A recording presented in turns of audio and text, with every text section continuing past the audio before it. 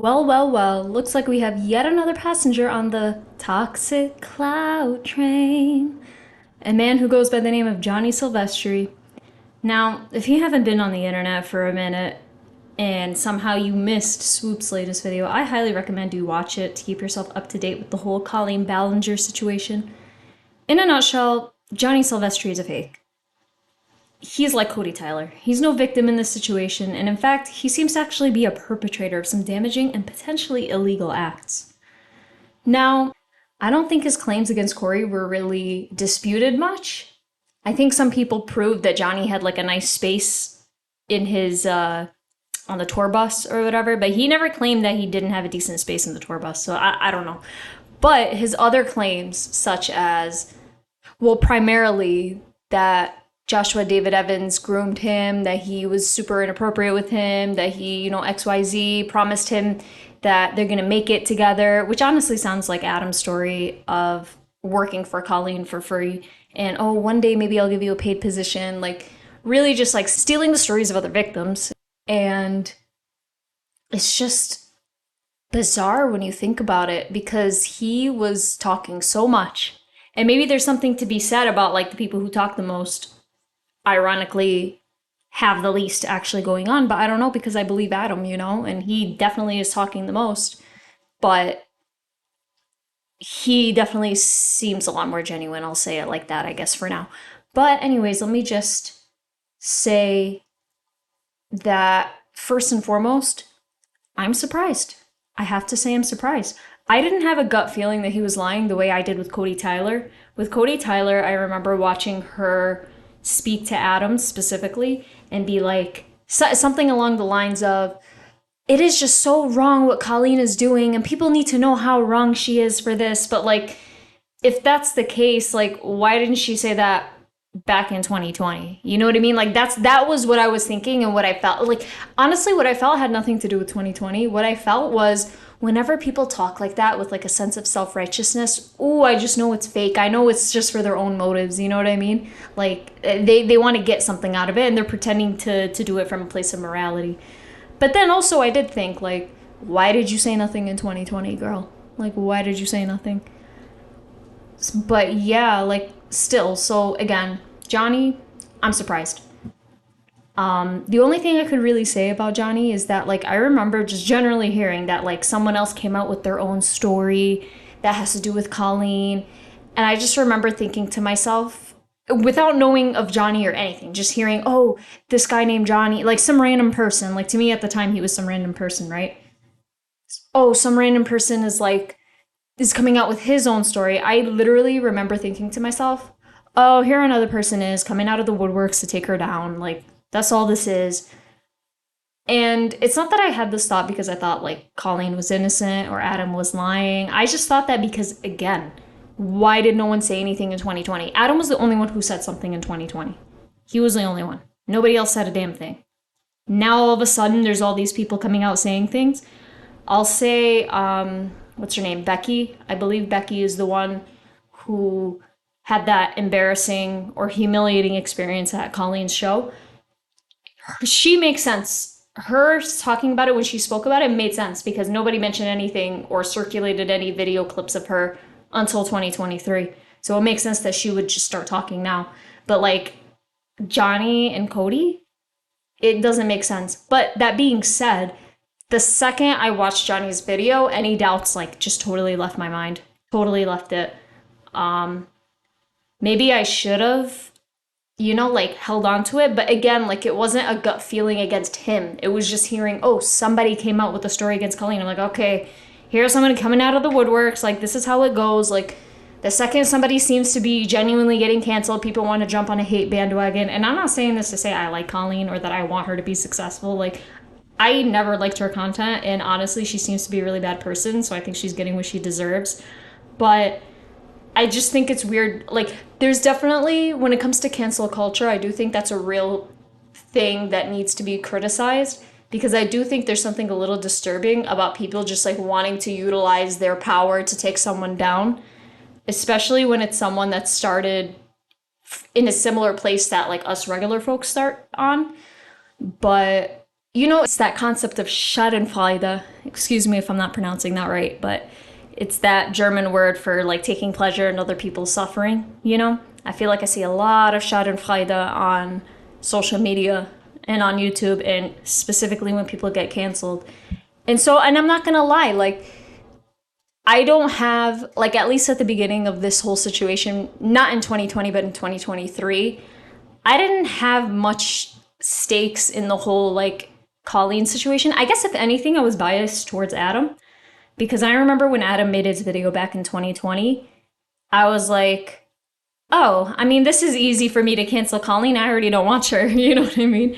And then I started looking into Adam's videos and I was like, oh, this kid is really charismatic. Like, and he was young too. He was not even 18 yet. He was like 17. And I was a grown adult. And I was like, this kid is good. Like, I can listen to this kid talk. Like, he doesn't sound like an obnoxious child. Like, there's even back then, like, a level of maturity to him that, like, me, someone who's a few years older, can still enjoy his content. There's something to be said about that. It's not that I thought that Colleen was innocent. I never thought Adam was lying. But again, like, just hearing all of a sudden in 2023, out of nowhere, the same way Cody out of nowhere just goes, oh, Colleen was in group chats with minors and blah, blah, blah. And it's like, why does she just say this out of nowhere? Like, why does she bring Adam's name into this out of nowhere? And then it came out that she was doing it for a laptop. That makes sense to me. Like, it's bad, it's selfish, but that makes more sense than her just like, one day waking up and being like, you know what? We really did Adam wrong back in 2020. Like, for no reason, with no trigger to this. You know what I mean? It made no sense. So yeah, like I did initially, before watching a single second of Johnny's video, being like, oh, another person's coming out of the woodwork. But again, watching his video, that thought left my mind, and I never thought of him as somebody who's trying to really take down anybody until Swoop came out with her video.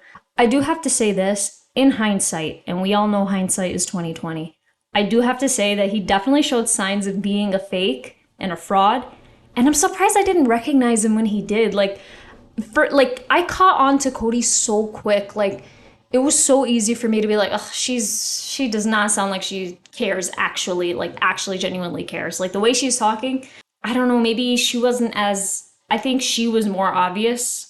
If you remember Cody's initial video especially, she yells a lot. Or I don't know about yells, but you know, like she raises her voice a bit. You know what I'm saying? Like, she'll be like, what is this? What is that? Why are you doing this? And it's like, to me, again, like I've seen it in real life, people who like kind of talk from a moral high ground and they start getting loud and stuff like that. It's like they're trying to distract you from their ulterior motives. It's just something that it's just part of the wisdom that I've gathered in my years on this planet. But yeah, like, still, I think I still should have caught it in Johnny, but I don't know, I believed him. I do think a huge part of it that everybody keeps talking about is the fact that he kept comparing to himself to actual victims. He kept being like, oh, when, like, Colleen was sending Adam, photographs of Trisha, let's say it like that. Oh my God, she did the same thing to me. And then every time he would talk, oh, the way that we've suffered, like me, Becky, Adam, like he always grouped himself in with the other victims. It made it difficult for you to consciously separate him from everybody else. And what he was doing was subconsciously making us group all of them together in the same group. And I'm not gonna lie, that was actually pretty clever of him. And I'm not saying that like it's a good thing. I'm not trying to say that, but like that explains why he was able to fool so many people. I mean, credit where credit's due, you know what I mean? That's so bad though, because now I do think after this, people are gonna be really doubtful of anybody who comes out. This is what I suspect is gonna happen anyway. And like people are gonna focus more on authentication than on consoling someone. And I don't know if that's necessarily the worst thing in the world. I think what's bad is people jumping to conclusions. So when someone makes a claim and they haven't proven it yet, I don't think people should be attacking them. I don't think people should be saying extremely negative things about them, threatening them in any way, wishing them death or anything like that. Like, I don't think people need to go that far just because somebody hasn't proven their case yet. I think if somebody is initially accusing someone of something, we should pause. I don't think we should initially react, especially super extremely and harshly. I really think, if anything, this whole situation with Johnny has taught us that we need to slow down when it comes to YouTube drama. And I don't want to call this drama because this is a real situation, but you know what I mean? Like any situation going on YouTube between people. That's what I mean. Not to minimize this whole situation. It's just easier for me to say it like that. I think that's the lesson to learn from this story, is to not jump to conclusions. Okay, like the black and white thinking, and like this idea that like you're either a good person or a bad person and there's no middle ground. Like when Johnny came out, okay, he's good, he's victim. Okay, he said that Josh was bad, Josh is bad, he's perpetrator. Colleen is bad guy, you know what I mean? Like it's not that simple. And it's funny because I remember when Joshua was like commenting on the Rolling Stone article and tweeting like, oh, this was my life too. I remember when he tweeted something about like, hey, what you guys were experiencing and going through, like I that was my life. I'm not gonna lie, I kind of believed him at the time. I did believe him. And that's why, like, I remember in Johnny's initial video, the only thing that stood out to me is like kind of sus, but again, I didn't really doubt him. It was just something deep inside that I felt like a split second of, was feeling like it was weird that after Adam's video of him being like, I apologize to Joshua David Evans for my part in harassing him online, essentially, and like going with this hate train back when him and Colleen got a divorce. And he never did anything to me, so I just want to apologize for that. I remember Johnny being like, I know Adam apologized to Joshua, but like my experience with Joshua, I would not apologize. Like I think he's just as bad. I'll be completely real and transparent. I noticed that Adam, in his latest video that I watched, had made an apology to Josh. Totally respectable. They are two individual people. Do what you will with that. Like, if they had a conversation that went well between the two of them, like, great, I'm happy for them. But I was personally affected by Josh's grooming, manipulation, and he can't go under the radar. No, it's not happening. He is just as guilty as the rest of them. I remember being like, that is something that's not consistent. It's not as easy as saying, oh, like somebody who's a bad person is going to be bad to everybody that they encounter. That's not true. We know that's not true. Nobody could ever get away with abusing people if they just abused everyone in sight. You know what I mean? It doesn't really make sense. But I did remember feeling like, oh, that's something that's inconsistent. Like Adam recalls Joshua almost being a victim of Adam, if anything, but otherwise not really doing anything. But then Johnny was like, oh, Joshua's like just as bad as Colleen, basically. I did remember feeling a bit like, this is a little off. I remember like the way everyone else was being like, Joshua's definitely a villain. I remember feeling more like a gray zone when it came to Joshua. I couldn't really tell if he was victim or perpetrator. And now it's kind of clear that he's at least partially a victim. Definitely not totally innocent, but definitely not like Colleen level, if that makes sense. Odds are he's probably both. He's probably guilty of some things that are really bad, but he at least is remorseful for it, unlike Colleen. But he's definitely a victim of slander, just straight up slander, and that's not right. So I'm glad that Swoop came out with this documentary and kind of almost cleared his name. But something I want to talk about again is the possible signs, looking back in hindsight, of Johnny being a liar with his pants on fire. So sign number one, I mentioned it when it came to Cody Tyler being preachy and on a high horse. I didn't catch it when Johnny did it. I only caught it when Cody did it. She used you and me so she could prop herself up. And she's a disgusting, evil person, and so is Corey. And more people need to understand she's just as bad as people like Shane Dawson. But I think people don't talk about it because she's a woman. I think because she's a female with a young audience, they don't say anything. And it's so awful. Like, I want to cry just thinking about it, because there's so many other kids in this fandom that she is going to continually use and groom and do awful things to. And I'm doing the best I can by like sharing what I went through. But she is a very bad person. And I hope people wake up like you and I did.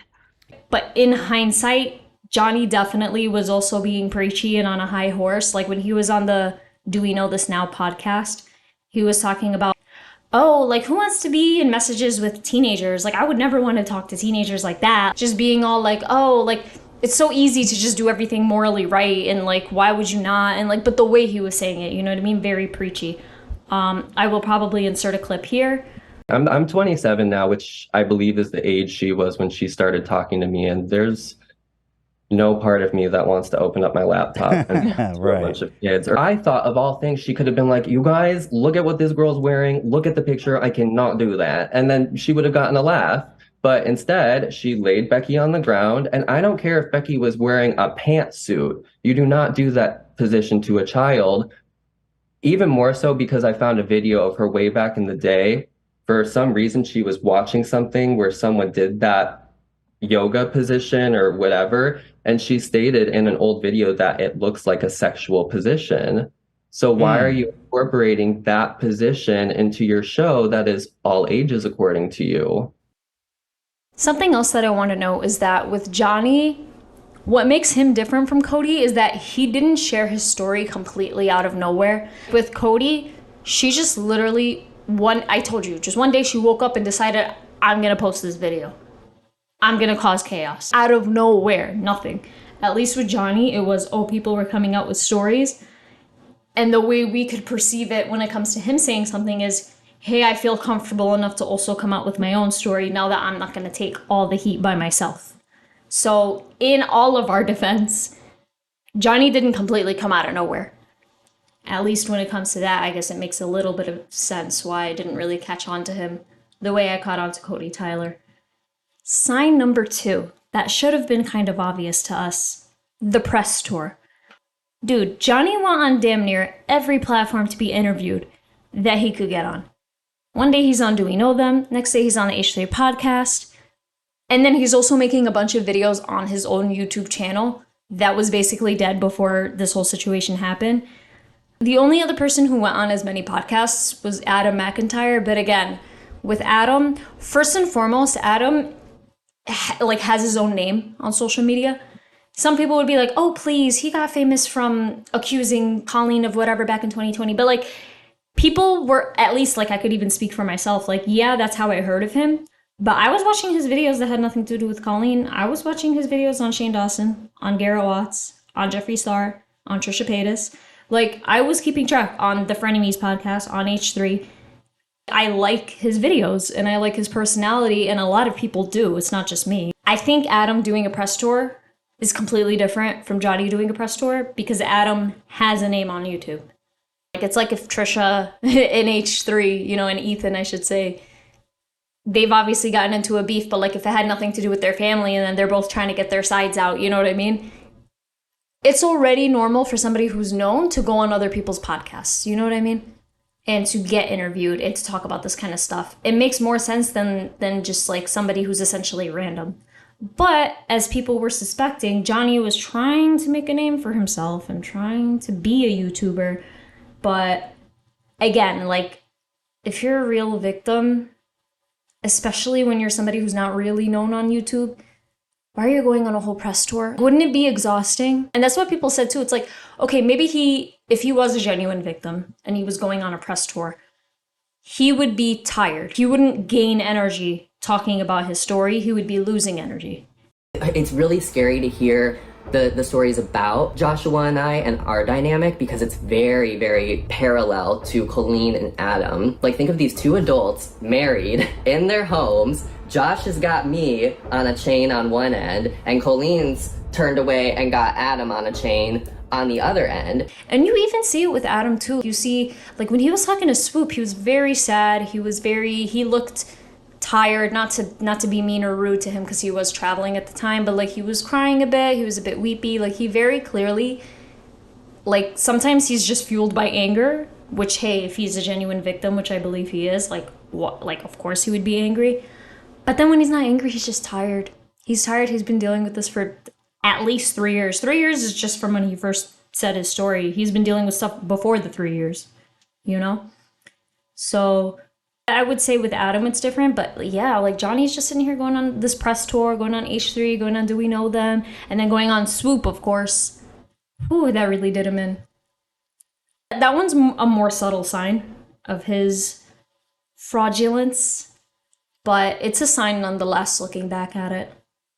I would say the number 3 sign, and I think this may even be the last sign that I noticed, is just Johnny's straight up hypocrisy. I think it's an interesting phenomenon that I've noticed where people who are fake, who are frauds, tend to denounce the exact traits and acts that they possess and do, respectively. Liars talk about how much they hate liars, selfish people talk about how much they hate selfishness, and adults who speak about inappropriate topics with kids talk about how much they hate adults who speak about inappropriate topics with kids. It's ridiculous, but it's so true. It's very strange. It's as if he wants us to never associate him with the bad acts that he's doing. That's what it is. He wants us to never view him as somebody who would talk to kids because that's exactly what he's doing and what he's trying to get away with. And so he overcompensates by being like, who would want to talk to teenagers? I don't want to talk to teenage girls, blah, blah, blah, blah, blah. Like all this talking just for you to be exposed for doing the same exact thing. Bro, walk it like you talk it, all right? I've already revealed the lesson of this story earlier, but I'll just do a quick recap of it again. The lesson is to not be too hasty when it comes to people coming out with their story and to just wait before reacting. Wait until they prove themselves. Ask questions, but not in a way where you're attacking them. Like the way Swoop asked. Swoop asked in the nicest way, hey, can you please just like give us details on exactly what Joshua did to you? And so, like, you see how she spoke with Johnny with such compassion and understanding? Like, she spoke to him as if she believed him, which I believe she did believe him. Like, we could do that too. We don't have to attack somebody immediately and assume that they're lying. I don't think that the moral of the story is assume everyone's lying unless they prove that they're not. I think we should just slow down, be like, hey, if this happened, I'm so sorry, but can you please let us know exactly what? And speak with kindness and patience, I guess, before immediately grabbing our pitchforks and demonizing somebody. That's what I think. I wonder what you all think. I think that's all I've got for now. I think the story was very interesting. Again, I do think it's going to come with negative consequences. I do unfortunately think people are going to, like the pendulum unfortunately is going to swing so that the next time somebody comes out with something, everybody's going to not believe them and attack that person instead of doing what I think we should do, which is not automatically assume that somebody's innocent, but also not automatically attack somebody for saying anything because we just don't know. We got to just wait for facts to come out. And then believe people based on the facts that come out. And that's it. I'll say this. I guess one last sign that shows that Johnny was lying was, again, who came out in 2020 and who came out in support of anyone in 2020. Back in 2020, it was just Adam talking. And now in 2023, like primarily it basically is just Adam left talking. Like everyone else that's come out with genuine stories talking hasn't talked much, and understandably so. But the only one right now who hasn't been exposed for anything, who's talking a lot, is the same guy who was talking back in 2020. And I think that matters for something. That there's only one consistent thing in the story, and that's Adam telling his story after all these years. And so I think we're done with all these bombshells when it comes to the Colleen story. Now, of course, anything to do with her marriage to Joshua David Evans is going to be a whole other can of worms that I'm sure is going to be very interesting for us. But in terms of anybody outside of their marriage, in terms of Colleen and her fans, I think we're done with the extreme cases of people trying to swoop in and play the victim or play the hero or whatever. Like, I do think it's done now. I don't think Adam's going to be exposed for lying. I don't think he is lying. That would be crazy, though. That would be the craziest thing in this whole story. But yeah, that's all I got to say about this situation. I apologize for taking a while for me to record this and let you guys know what I think, but please let me know what you think about this story. If you have any opinions of it, if you agree with me, if you disagree with me, please tell me in the comments below. I'd love to read it.